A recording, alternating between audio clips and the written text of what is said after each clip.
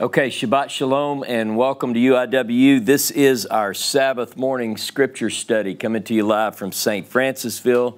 Thank you so much for joining us today. I appreciate it. I'm glad you're here with us today, and I'm excited about today's class. I'm excited about every time I get to teach. So we are in a series, Honest to Moses, on a quest for the historical Moses. And basically what we're trying to do in this course, as many of you know, is we are seeking to find that which we can determine from the biblical text with a fair degree of certainty as to the historical Moses. And I wanted to say that many of you, some of the material we're covering, this is a little bit new to you. So it's not a pursuit after faith. You bring your faith and your own perspective to the table. What this is more of an approach that looks at the historical underpinnings of the text. So we get into some exciting things. We get into some textual problems or difficulties. But through it all, we're looking at the biblical text to discern what we can about the historical Moses. So this is the seventh class in our series. We began this series several weeks ago. We looked at the birth of Moses. We talked about his name, and how the name Moshe is interpreted in the biblical text as a Hebrew name, but that it also is an Egyptian name. We talked about his lineage based on our records and how that lineage goes back to a Levitical lineage. We showed that there is a connection with Egypt, with a point that is objected by many minimalist scholars, but we showed from the biblical text that there is some carryover between Egypt and the Hebrew Bible, which is exactly what we would expect to find in the event that these people were in Egypt. So we find evidence of that. We talked last week about another people group with whom the historical Moses is connected, and that group is the Midianites, the Kenites. We'll call it the Midianite-Kenite people group. This family, as I brought up last night, turns out to be one of the most significant clinching points in terms of the historical Moses, because it is through this connection with Midian and the Kenite people groups, this priestly family, this nomadic tent-dwelling group that travels and roams throughout the countryside. We call them the pathmasters, these people who have navigational skills that they bring to the story. Very, very important when we look at the biblical text, particularly. Actually, it goes back to the patriarchal times and works all the way through the Exodus. Because as I showed in the last couple of texts, the last couple of classes, we have texts that show that this Midianite-Kenite group, ultimately, they're the ones who bring Joseph into Egypt. And in a way, it signifies that this group is responsible for bringing Israel into Egypt, or the Hebrew people into Egypt through Joseph, and then ultimately the rest of the family. But they also play in the biblical text is very important in the bringing out. You know, we have all these stories that tie this together. Particularly, we read later in biblical history in 1 Samuel chapter 15:6, Saul makes a comment. He wants the Kenite group to get out from among the Amalekites before he destroys them. And he says the reason he wants to spare them is because they showed kindness to the children of Israel on their way out of Egypt. So we have historical memory, which points to a validation of the Midianite-Kenite hypothesis, this group of tribal people, desert-dwelling nomad people who help Israel out. And so I really enjoyed that particular study. We also discovered, based on the book of Bamidbar, based on Numbers chapter 10, verse 29 and following, there is a pericope, there is a section of text there in which we read that Moses asked this family group, Midianite, Kenite family group, to be their eyes in the desert, to help them on their way to the promised land, and promises this people group that if you do this, we'll be kind to you. As Jehovah is kind to us, we'll be kind to you. So they try to make a deal. The initial response in the text in Numbers chapter 10:29 from the Midianite Kenite tribal leadership team is that we're not going to do that. We're going to go back to our place. But then Moses further urges. There's nothing said in terms of response. And then later in biblical history, we find that some of this group is, in fact, dwelling in the region of Judah. So we have to make at least a fair assumption that some of these people group, some of this people group, the Kenite group, does in fact take Moses and the children of Israel up on their request, and they do in fact help them into the land. Now, the other thing that I want to begin to focus on today as I lead into my class is the idea that we stressed over the last couple of weeks, that it is when Moses is among this Midianite Kenite group, it's through this group that he seeks refuge. He seeks as a refugee from Egypt. When he fled from the sword of Pharaoh, he seeks to find refuge among this people, okay? And it is during this sojourn, we'll use the word sojourn because it plays into my next couple of classes. During his sojourn with this priestly family of Jethro, Ruel, Hovav, as the name it comes to us in various sources, that he learned about a very special place. It's through this group that Moses learns about what is called the mountain of God, Har HaElohim. And Har HaElohim is a place that is known among this people. Moses finds this particular place or becomes aware of this particular place when he is within Midianite grazing grounds. He's clearly shepherding his father-in-law's flock. He is among the people and among the property lines, the boundaries of this Midianite group. We know further that as he's grazing, he is in the westerly part of that grazing land when he comes to the mountain of God. How do we know he's in the westerly part? Because the Bible tells us so. It uses a phrase, Achar Hamidbar. And so that's where he is at this time. He is in that westerly part of the grazing grounds of Midian, and he comes upon the mountain of God. Now, one of the things that I brought out last couple of classes is that this mountain of God, and it should be underscored, is known as such prior to the revelation at Sinai or Horeb, where the law is given. So before the 10 Commandments are spoken from the mountain, from the midst of the fire, on the day of assembly, this is a sacred place. And it has been for a long time.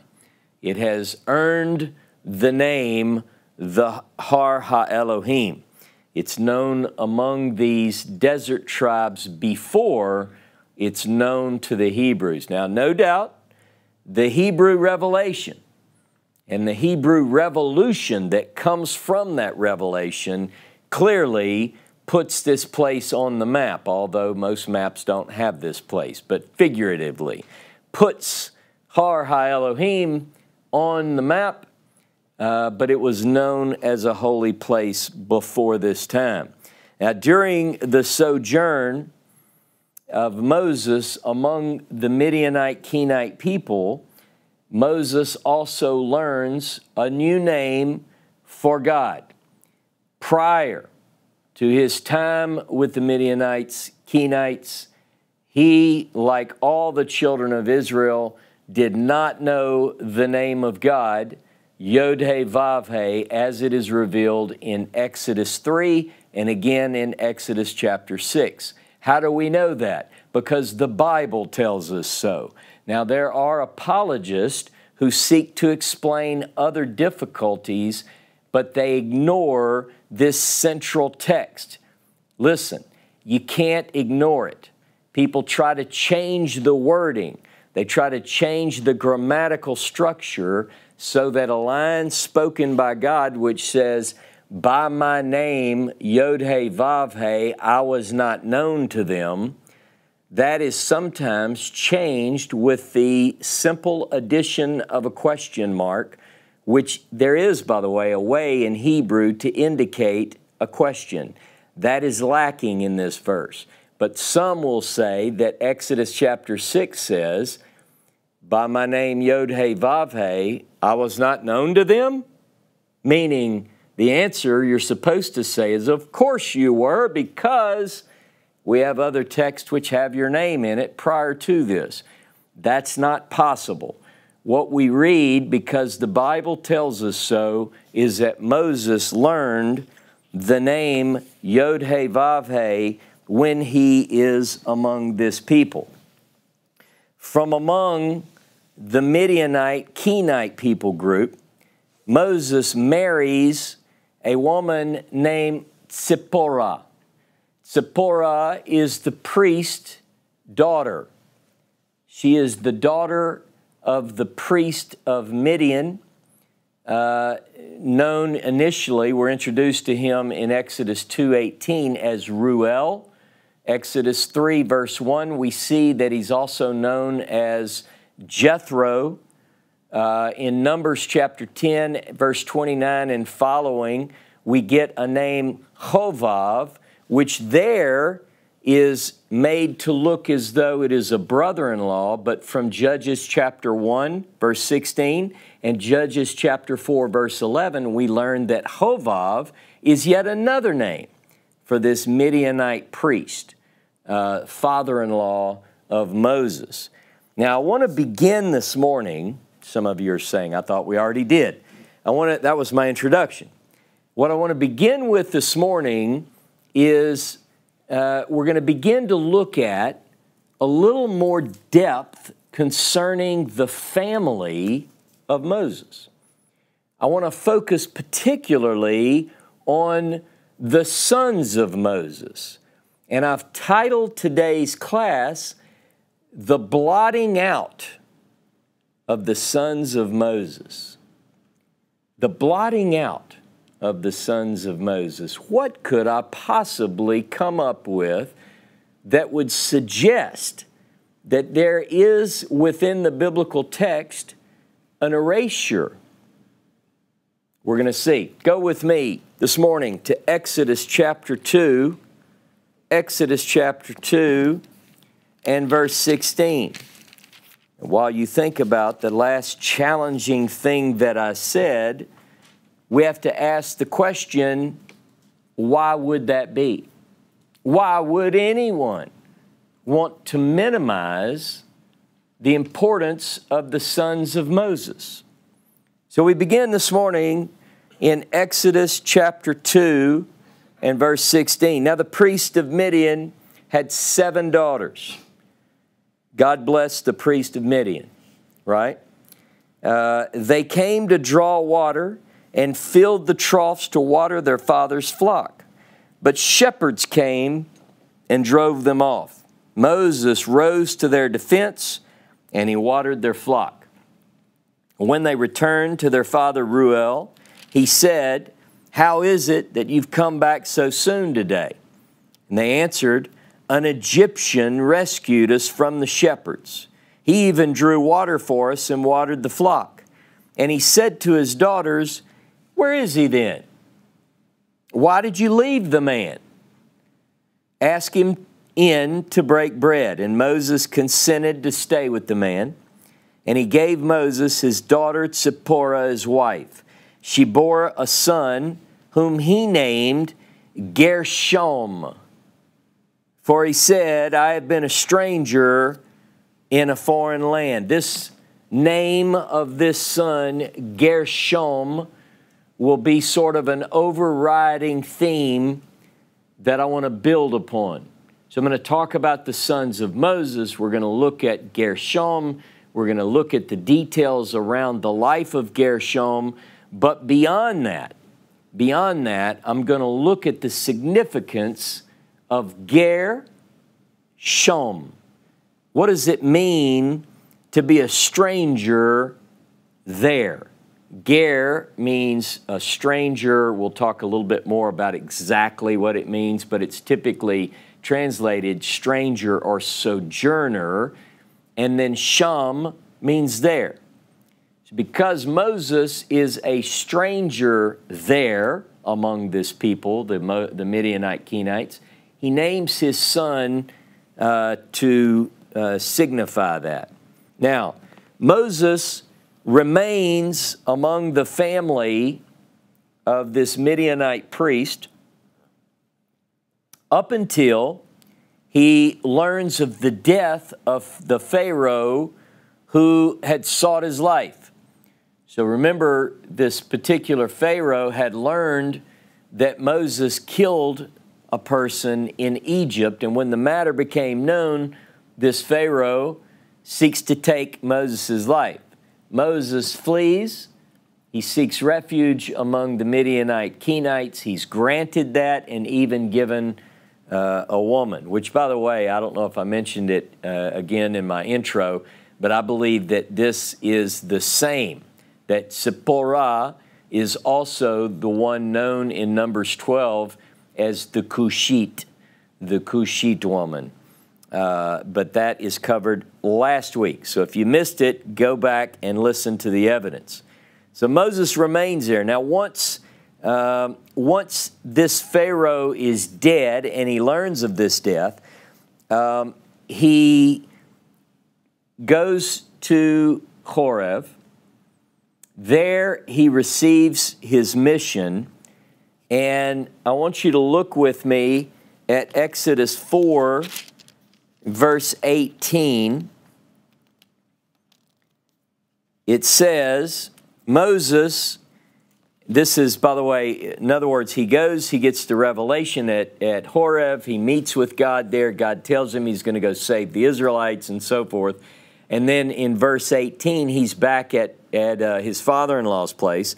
Moses went back to his father-in-law Jethro, which is just a textual variant of Jethro, and said to him, "Let me go back to my kinsmen in Egypt and see how they are faring." And Jethro said to Moses, "Go in peace." And Jehovah said to Moses in Midian, "Go back to Egypt, for all the men who sought to kill you are dead." So Moses took his wife and his sons, mounted them on a donkey, and went back to the land of Egypt, and Moses took the rod of God with him. Now, in last week's class, we talked a little bit more about the geography and how these trips back and forth seem to indicate a fairly close proximity between the land of Midian, the Kenite lands, and the land of Egypt.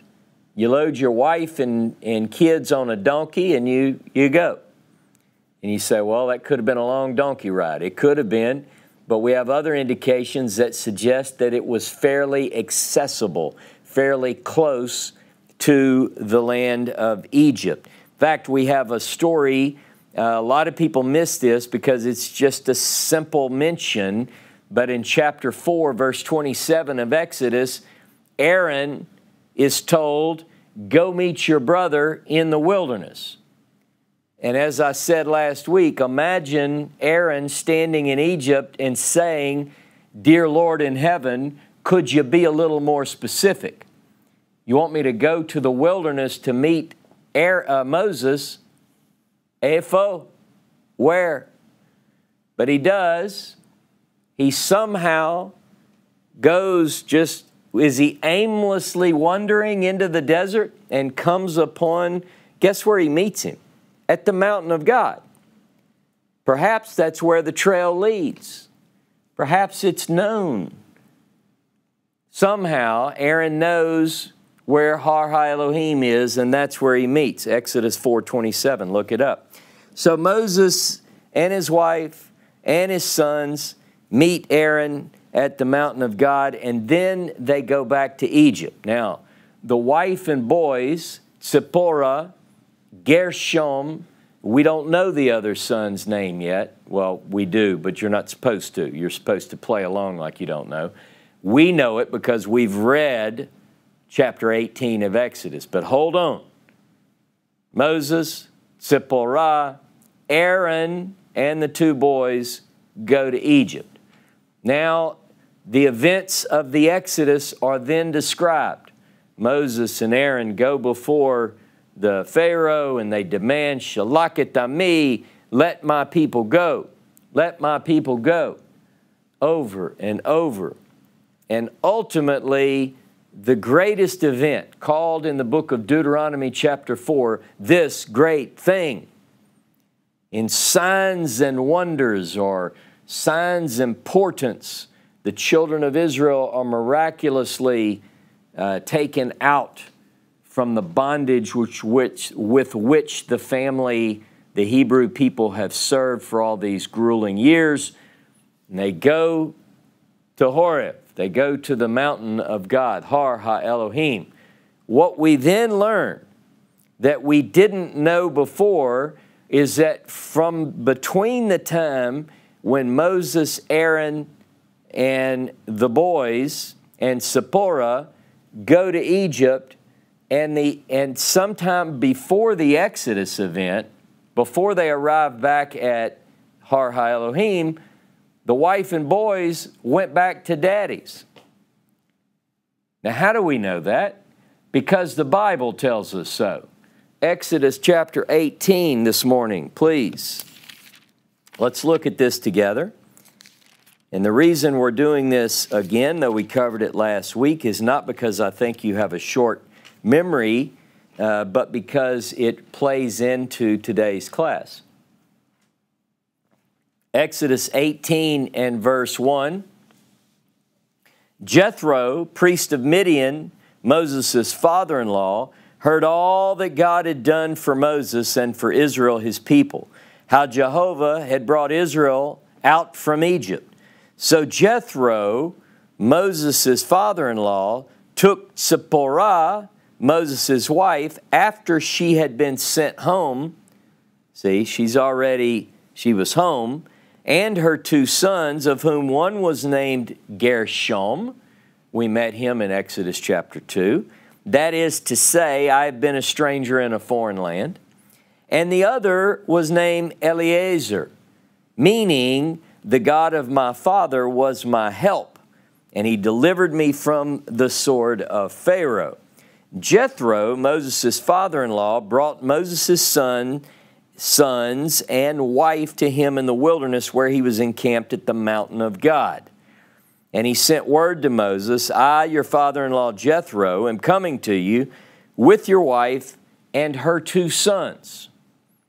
Moses went out to meet his father-in-law. He bowed low and kissed him. Each asked after the other's welfare, and they went into the tent. So we now have, for the first time, the name of the second son. Now, the second son was also born in Midianite, Kenite land, because he is mentioned but not named in Exodus chapter 4, verse 18 through 20, where it says Moses and Zipporah and the donkey and the two boys. So both boys travel back to Egypt. In fact, it is my belief, based on the text, that very strange encounter that we have in Exodus 4 at a night encampment on the way, Exodus 4:24, Jehovah encountered him and sought to kill him. Pronouns are no help in this. It's difficult to discern of whom is it speaking. Does God intend to kill Moses? Does he intend to kill the child? We don't know. So Zipporah takes a flint and cut off her son's foreskin. This is one foreskin. We have to assume perhaps that the other child has already been circumcised. Perhaps this is the younger one of the two. All that's speculation. I don't know. But I'm assuming, right? And touched his leg. Whose leg does she touch with the bloody foreskin? Unclear. Don't know. But this encounter, we have, by this point, the two boys. Gershom, stranger there. Eliezer, El is my help. El is my help. Notice the name El associated with Moses naming this child among these Midianite people. Now, in today's class, I want to cover something which is a bit challenging. And I think you're used to that, but I promise to go by the text of the Bible. We have an interesting passage that's unrelated, but it's a thought that I want to place before you as I begin. In Exodus chapter 32, verse 32, you'll recognize immediately the context. Moses is in an intercessory mode, interceding on behalf of the people for a great sin. And he says, basically, blot me out or wipe me out from the scroll which you have written. He's talking to God. Take my name out of it. Either forgive the people or wipe it out. God tells him it's not the way it works. You know, and not going to wipe your name out. But I'm using that image because there is something strange going on with the names of the sons of Moses. And it appears to me that there is a blotting out of names.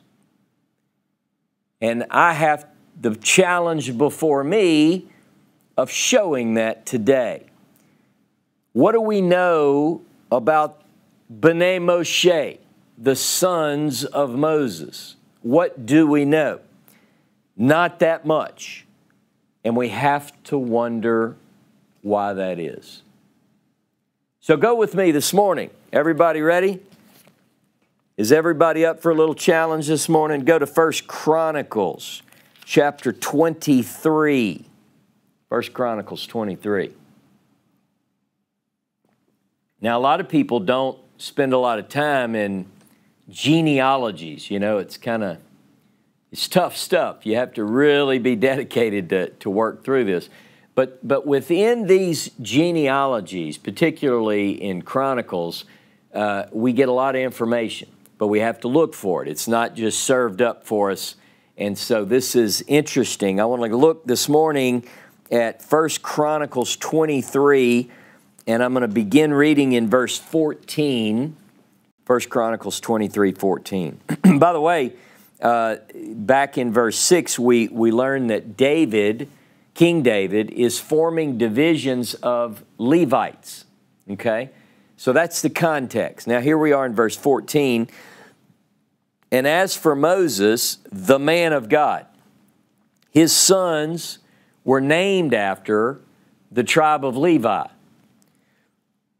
The sons of Moses, Gershom and Eliezer. That's a check. We know those names, right, from Exodus. The sons of Gershom, Shevuel, the chief. The sons of Eliezer were Rehaviah, the chief. Eliezer had no other sons, but the sons of Rehaviah were very numerous. All right. That's it for this particular genealogy. Now I want to unpack that for just a moment. The sons of Moses, Ish ha-Elohim. Now we know that Moses is one of the very few, I'll let you do this for homework, who is called Ish ha-Elohim, translated the man of God. All right, Ish ha-Elohim. So Moses, it says that the sons of Moses, they were called according to the Levite tribe. That's an interesting note. I'm just bringing it up. It's never used, this language is used of no one else anywhere in any genealogy. It doesn't say that so-and-so is called, Vayikru, called, and they were called concerning or over or about the tribe of Levi. Seems like it would just, you're already in Levitical genealogy. Why even bring that up? But it makes a special point, the sons of Levi. Okay, then it says the sons of Gershom, and sons is plural. The sons of Gershom. Here they are. And how many names does it give us? One. It seems more natural that it would have said the son of Gershom is Shevuel. But it says sons, and then it only gives you one. Just another point to put in the question mark column.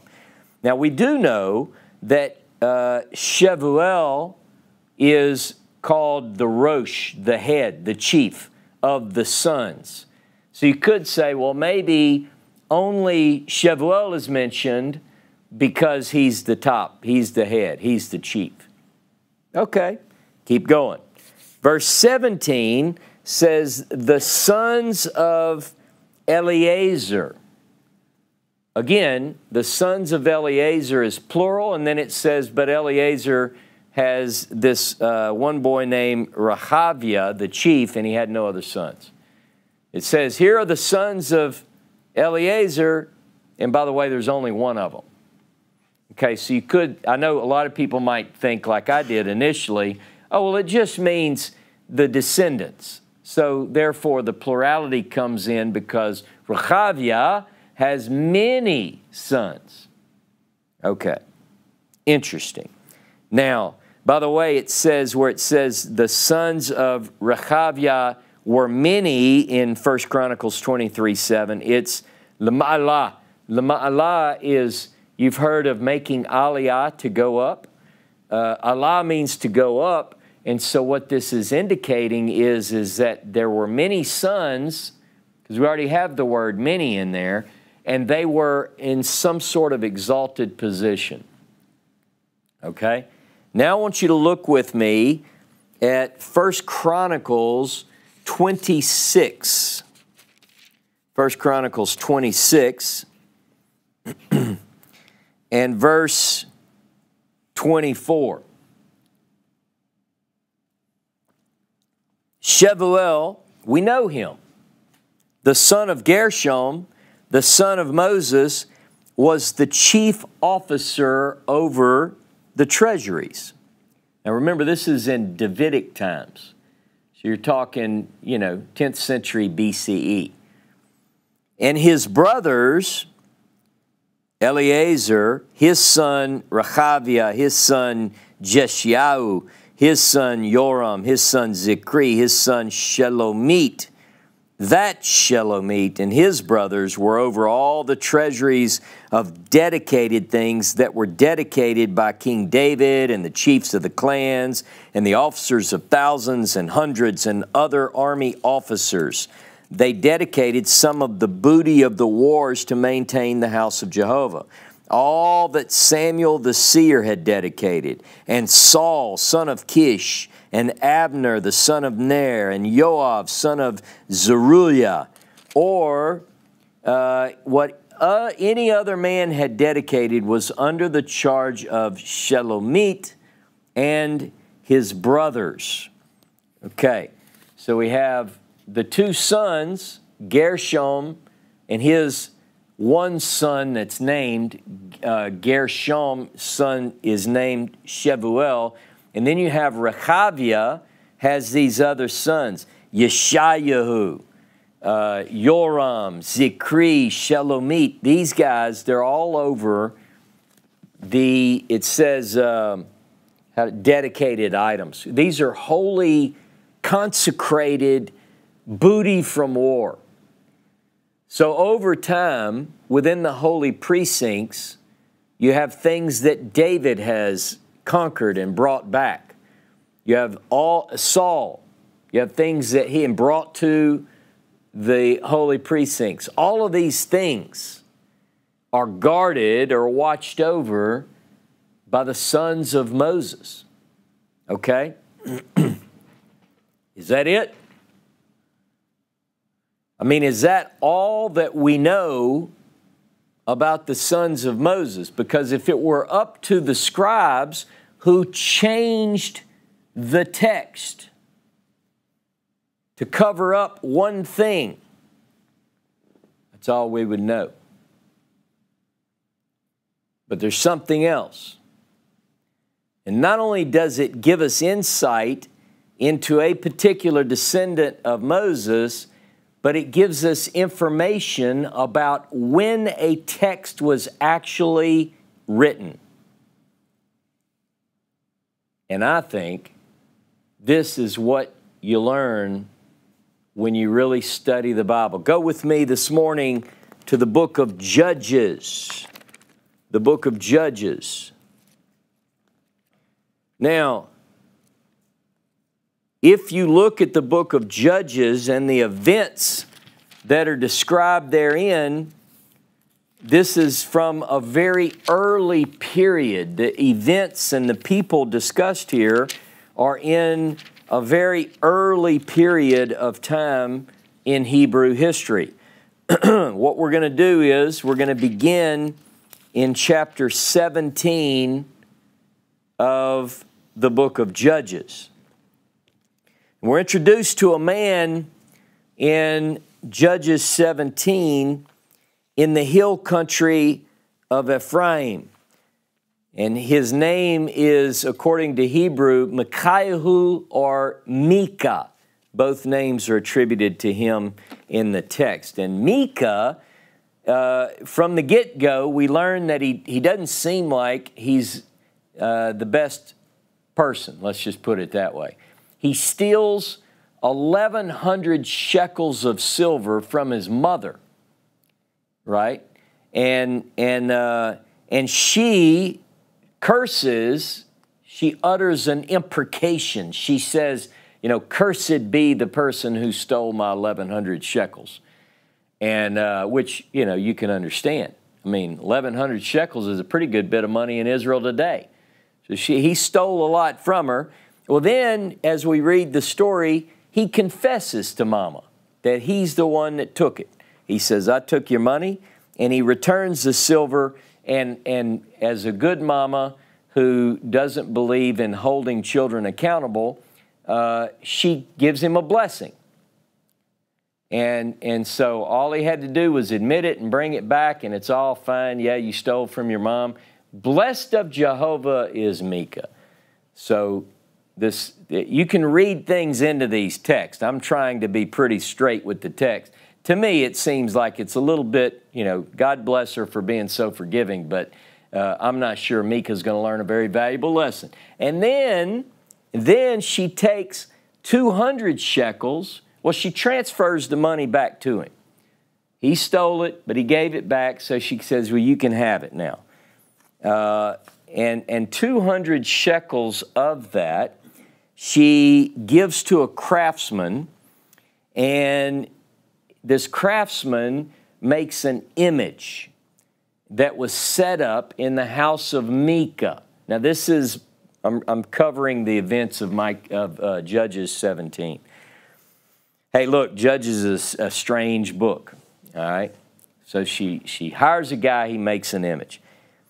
This, we are told, was to Micah as a Beit Elohim, a house of God. Now, within this Beit Elohim, Micah also has an ephod, a priestly garment, and a teraphim, an idol. And then he takes one of his sons, Micah does, takes one of his sons and says, you're the priest. Good family business going here. What else do you need? You got a Beit Elohim, you have a house of God, you have an idol, you have an ephod, and you got your boy to carry on the ministry. There you go.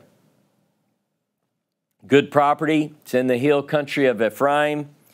And then one day, And then one day, a visitor passes through.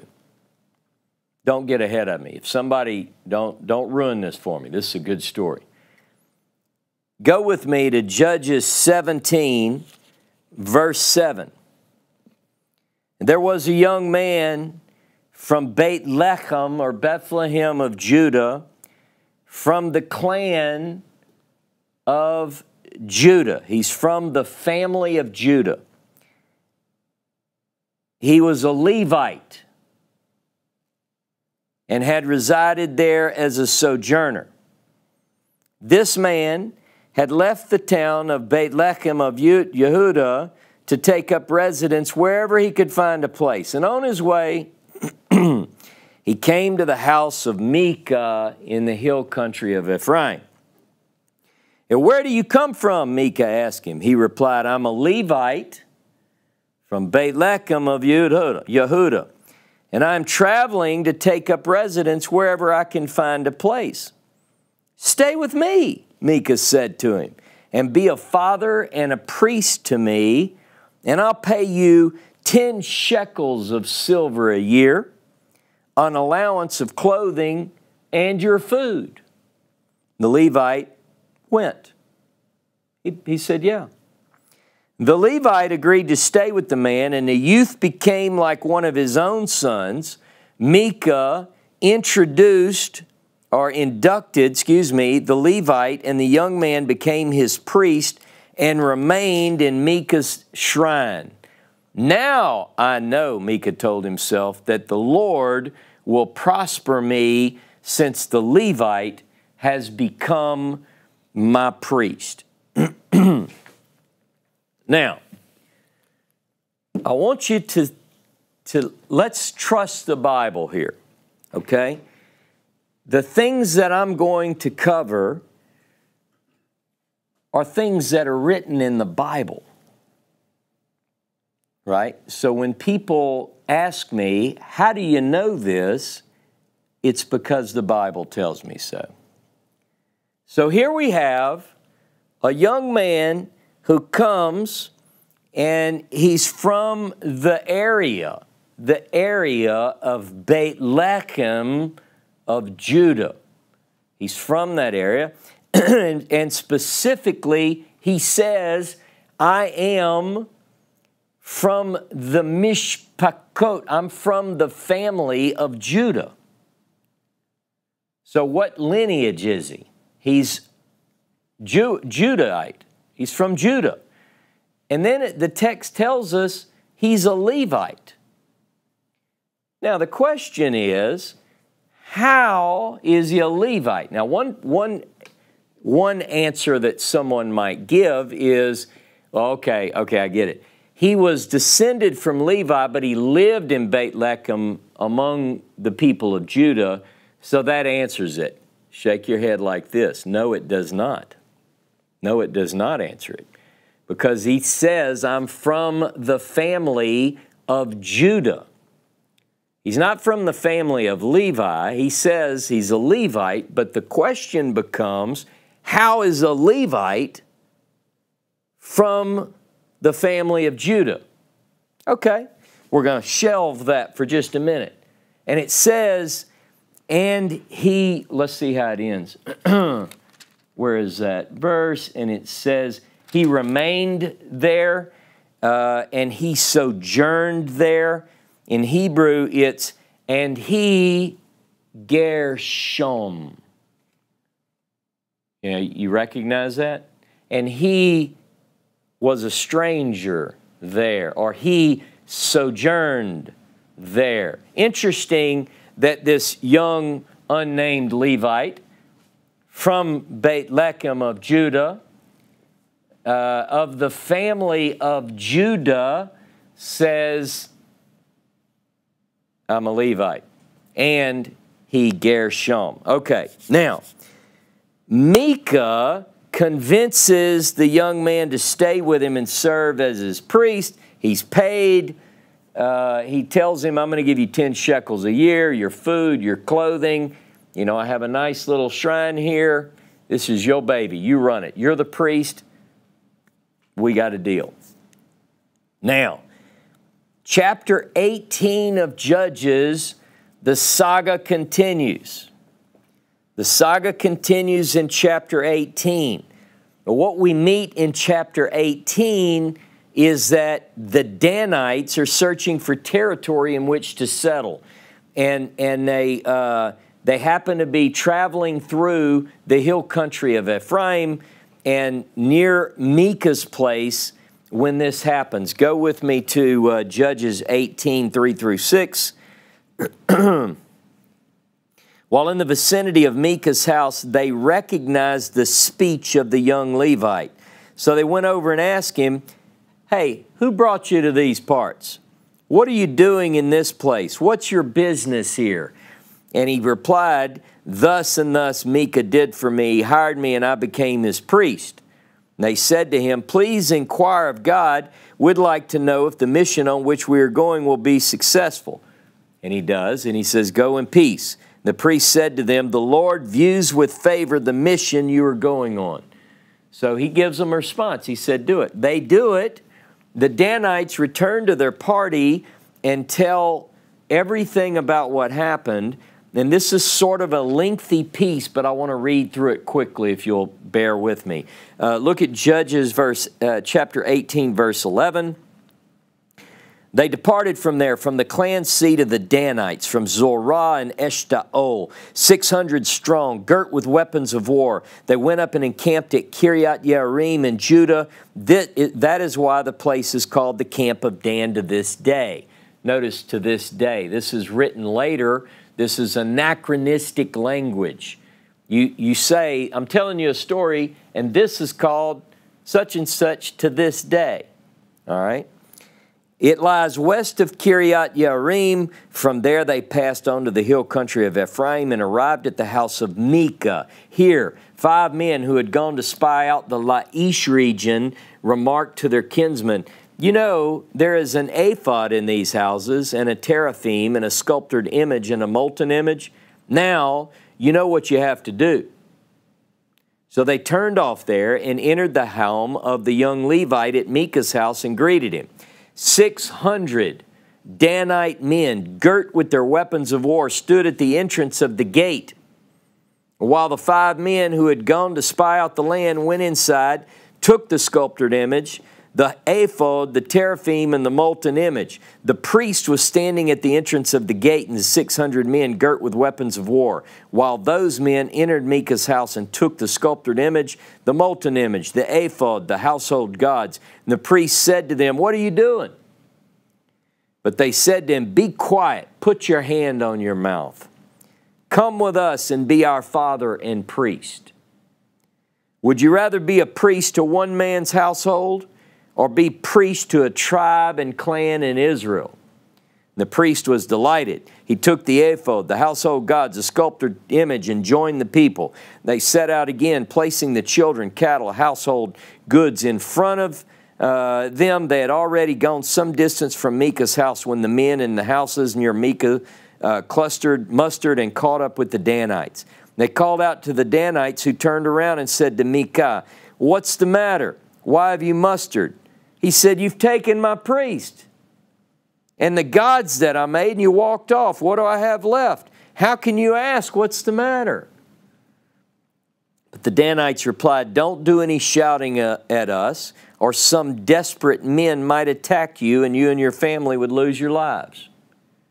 So Micah, realizing that they were stronger than he, turned back and went home, and the Danites went on their way, taking the things Micah had made and the priest he had acquired. And they proceeded to Laish, a people tranquil and unsuspecting, and they put them to the sword and burned down the town. There was none to come to the rescue, for it was distant from Sidon, and they had no dealings with anyone. It lay in the valley of Bet Rehov. They rebuilt the town and settled there. Remember, the Danites were looking for a place to stay. So they did. And they named the town Dan after their ancestor Dan, who was Israel's son. Originally, however, the name of the town was Laish. Question: Who is this mysterious Who is this mysterious priest who is a Levite of Judah's family? A Levite of Judah's family. The text here indicating that one from Judah could be called a Levite. Now, how do I impress upon your ear an underline? Mark this. Look at verse 30. The Danites set up the sculptured image for themselves, and Jonathan, son of Gershom, son of Manasseh, and his descendants served as priests to the Danite tribe until the land went into exile. They maintained the sculptured image that Micah had made throughout the time that the house of God stood at Shiloh. Wow, that's packed. Jonathan, now we know the boy's name, the young Levite who is of Judah's family, is named Jonathan. His father's name is Gershom, and the text in English, in my Bible, says Gershom is the son of Manasseh. Now they want you, the writer here has something that he needs to tell us. Speak. Speak to me, Bible. What does the Bible really say? A closer look of the text is going to reveal something altogether. The Hebrew spelling of the name Manasseh is an admitted scribal alteration. In Hebrew, you spell Manasseh, Mem, Nun, Shin, Hey. 4 letters. Mem, Nun, Shin, Hey. But they did something interesting, the scribes did. They put the Nun, the N sound in Manasseh, the N is like a superscript. It's written small and high. It was inserted into the text, and they admit this in a scribal note. So what if you take that Nun out, the N? You no longer have Manasseh, you have Moshe. Jonathan, son of Gershom, son of Moshe, son of Moses. This young man, the young Levite from the family of Judah, it's a whole nother interesting idea, was named Jonathan, son of Gershom, the son not of Manasseh, but of Moses. And by the way, all of this is verifiable. You can look it up. The grandson of Moses.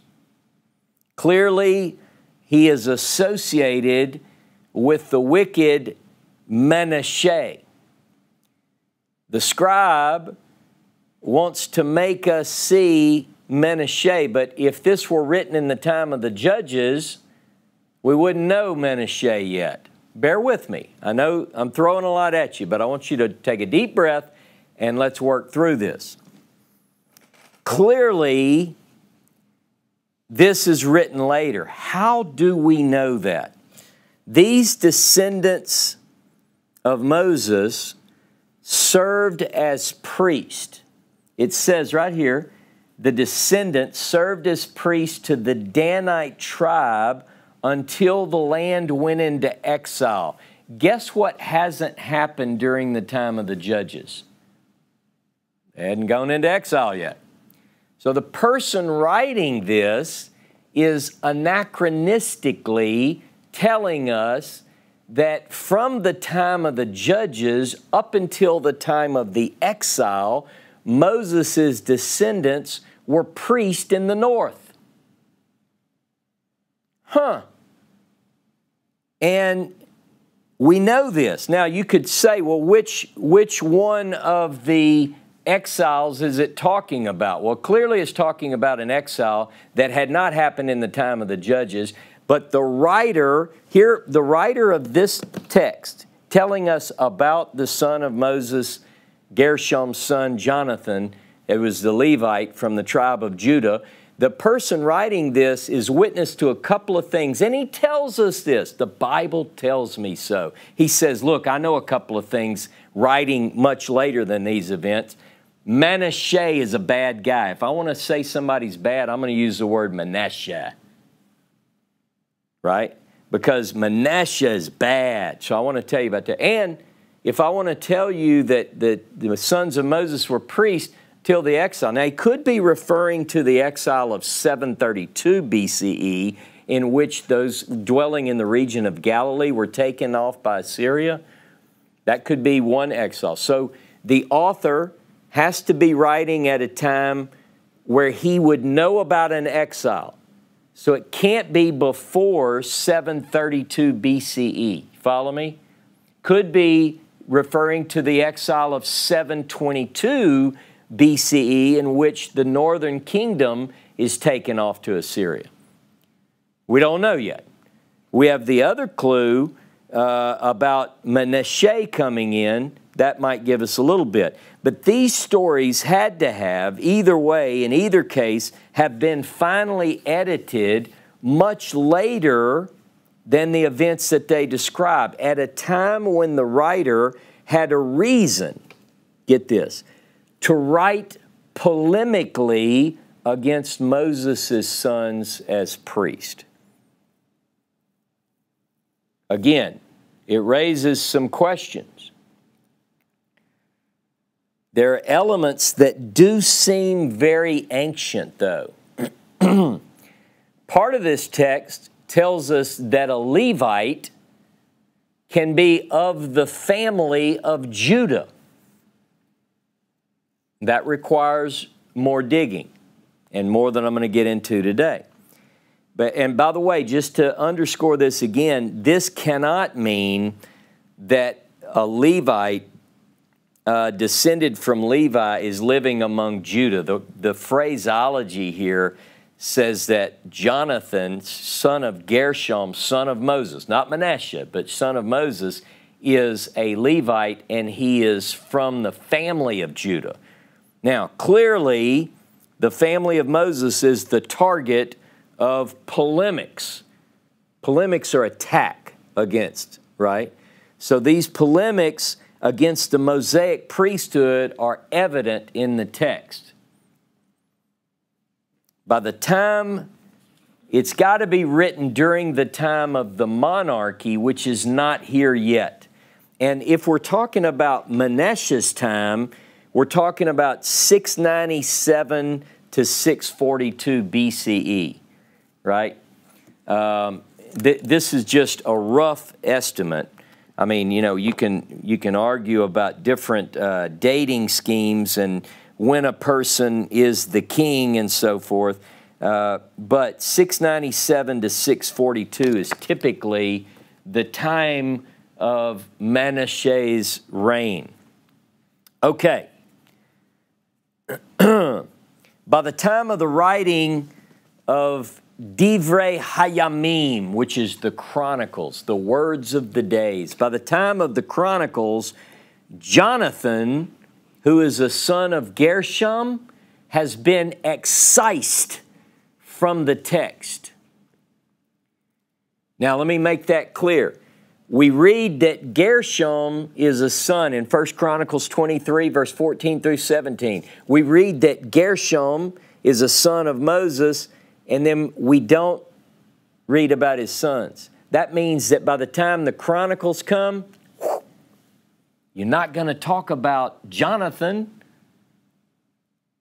The question is why? You could say, well, because you read Judges chapter 16 through 18. He's cut out. Exodus 32, 33, 32 and following, you know, a person who sins, they're whacked out of the book. Okay? Maybe that's it. Maybe. But he's smitten from the rolls by the time we get to the writing of the Divrei Hayamim genealogies, the chronicle genealogies. Now, one other clue as to the dating of the composition of Judges in its final form. There's a Hebrew phrase, and I'm going to make up a little bit of time here. There's a Hebrew phrase that occurs in these 3 verses. Write these down or wait for John Baruch to write them down. Judges 17:6, 18:1, and Judges 21:25. It says 3 times in the book of Judges, Ein Melech b'Yisrael. There's no king in Israel. There's no king in Israel. This, as I'll show, is indication that this is written when there is a king in Israel, who's referring back. It's not a contemporary writer. It is a writer at a later time, anachronistically telling the reader, and I think this is a good thing. I think we just need to pay attention to what the editors are saying. But the redactor is telling us there was no king in Israel then. Ein Melech b'Yisrael, two of these 3 occurrences of Ein Melech b'Yisrael add a qualifying phrase. Ish hayashar ba'einav ya'aseh. A man did what was right in his own eyes. There's no king in Israel. A man did what was right in his own eyes. The implication of this phrase is clear. The writer wants us to say that without a king, there was no direction for the people. You follow me? Because he says, Ein Melech b'Yisrael, Ish hayashar b'einav ya'aseh. There's no king in Israel. Everybody's just doing what is right in their own eyes. Leaving the people to make up their own mind as to what is right. In other words, if you had a king, direction would be provided. In the absence of a king as central authority, you're left to yourself. That's what this writer wants to tell us. Now, here's what it tells us who read our Bibles closely. It says it's a clear indication to me that this was written during the monarchy. Let me be broad. It's written during the monarchy by a scribe who is favorable to the monarchy. Okay? Favorable to the monarchy as an institution. It's a propagandist piece, if you'll excuse me saying it like that, for the benefits of the monarchy. With the monarchy, you got direction. Without the monarchy, everybody does what's right in their own eyes. But listen, the monarchy is a rejection of God's rule. The Torah of the king, Deuteronomy 17, 14 through 20, says that, when you go into the land, you're going to ask for a king like the nations. I'm paraphrasing to make up time. And when you do, you may set a king over you, so forth and so on. But when you go to the event where they do ask for a king, everybody acts surprised. Samuel, this is 1 Samuel chapter 8, verses 4 through 9. Go there. 1 Samuel 8. Remember, Deuteronomy says when you go in the land, this is going to happen. You're going to ask for a king like the nations, and you can do it. 1 Samuel chapter 8, verse 4. All the elders of Israel assembled and came to Samuel at Ramah. And they said to him, "You've grown old. Your sons have not followed your ways. Therefore, appoint a king for us to govern us like all the nations." Samuel was displeased that they said, "Give us a king to govern us." Samuel prayed to Jehovah, and Jehovah replied to Samuel, "Heed the demand of the people in everything they say to you, for it is not you they have rejected, it is me they have rejected as their king." like everything else they've done since I brought them out of Egypt to this day, forsaking me and worshiping other gods, so they are doing to you. Heed their demand, but warn them solemnly and tell them about the practices of any king who would rule over them. Now, interesting question. Don't you think that if the people in 1 Samuel 8 say, Samuel, you're old, your boys are bad, give us a king like the nations. You know, the Torah said we were going to ask for it. Now's the time. But they don't. Samuel's surprised. He doesn't know anything about that. Seemingly, I mean, would you agree? He feels like they rejected him. So he goes to God, and God doesn't say, well, it's in the Torah. He says, they didn't reject you, they rejected me. Give them what they asked for. The reason we know this, ladies and gentlemen, is because the Bible tells us so. If we trust the text, after describing the monarchy in all its bad details, look at 1 Samuel chapter 8, verse 19. But the people would not listen to Samuel's warning. No, they said, we must have a king over us, that we may be like all the other nations. Let our king rule over us and go out at our head and fight our battles. When Samuel heard all that the people said, he reported it to Jehovah. And Jehovah said to Samuel, heed their demands and appoint a king for them. Samuel then said to the men of Israel, all of you go home. He told them all about the bad. And they said, yep, that's exactly what we want. We love to have a king over us like the nations. Now go with me to 1 Samuel chapter 10 and verse 25. 1 Samuel 10, 25.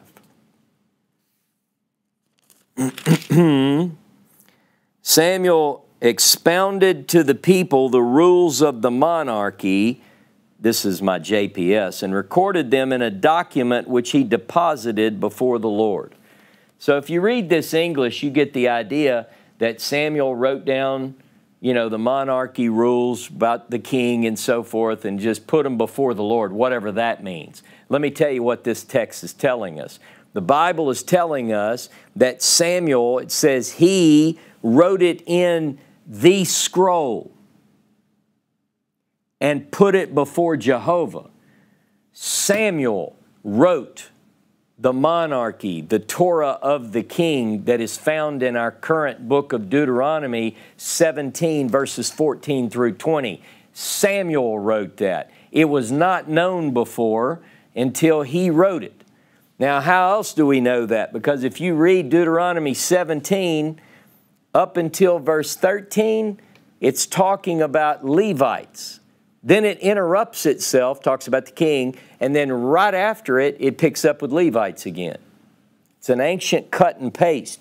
Could this be informing us then that Samuel wrote the Torah of the king? Yes.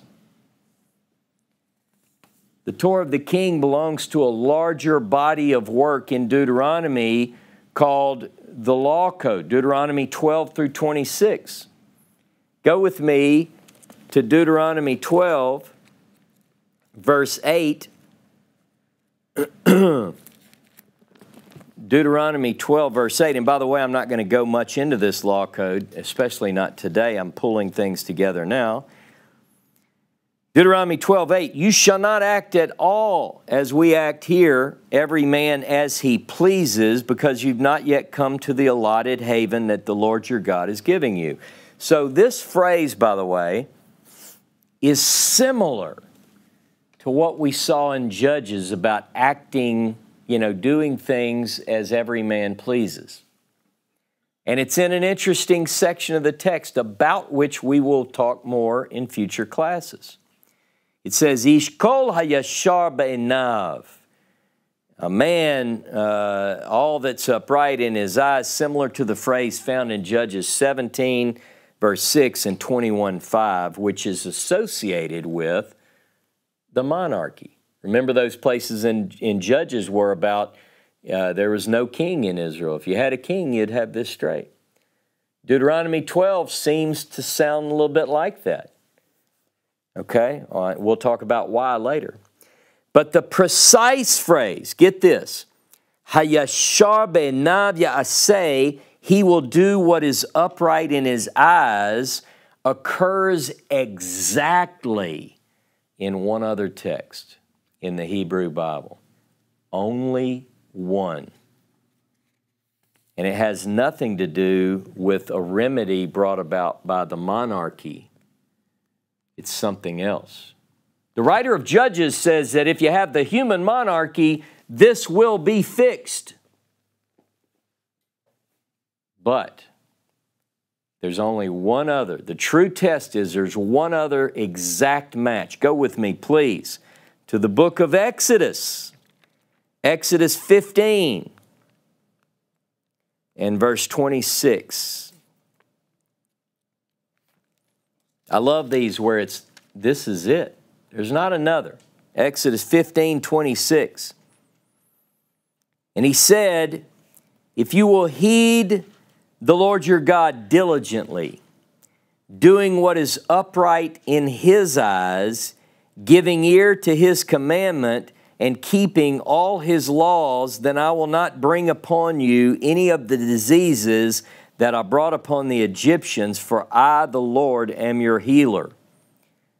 And you say, I missed it. Because here it is. If hearkening you will hearken to the voice of Jehovah your God, here's our phrase. It's only used two other times.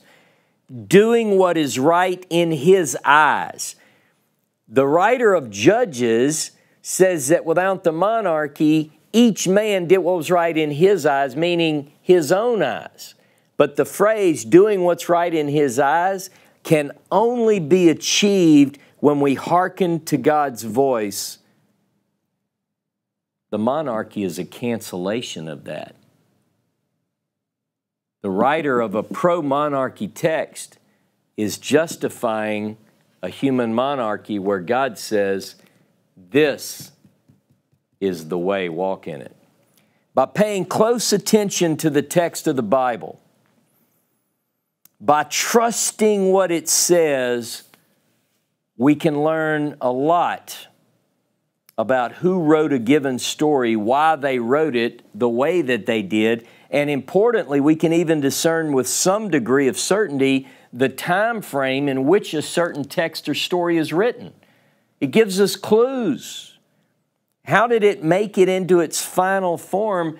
A lot of times the author tells us. A lot of times the author will say, at that time. What do you mean at that time? That's not the language of a contemporary writer. When I tell a story, I say, once upon a time. The person hearing me say once upon a time, they know I'm not talking about now. You see, it's a giveaway. It's not like this is some deep secret. It's there if we read it. Over time, the family of Moses was disallowed the priesthood. Was it because of an association with idolatry? Because you could say, well, if what happened in Judges, 17 and 18, that's an indication of the way they're going to act, we're going to throw them out. Oh, really? Well, what about the way Aaron acted at Sinai and built a golden calf? What about his two boys, Nadav and Abihu, who bring strange smoke in the fire? Now, let's be fair. Why are the sons of Moses blotted out? The sons of Moses, born of his marriage to the daughter of this Midianite Kenite priest, were ultimately blotted out of the story.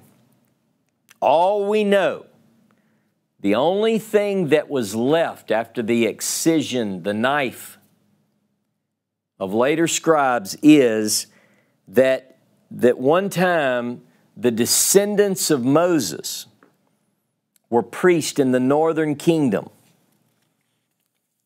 And that the text describing the period of the Judges talks about this later monarchical period. by which time it was simply not allowed that Moses' sons could be officiating as priest. The eldest son of Moses has one more thing to teach us. Perhaps the greatest biblical truth when it comes to our relationship with other humans. And that truth will be covered next week. Now, Shabbat Shalom, Shavua Tov, and may each of us do what is right in His eyes, which is the original meaning of that text. Shabbat Shalom.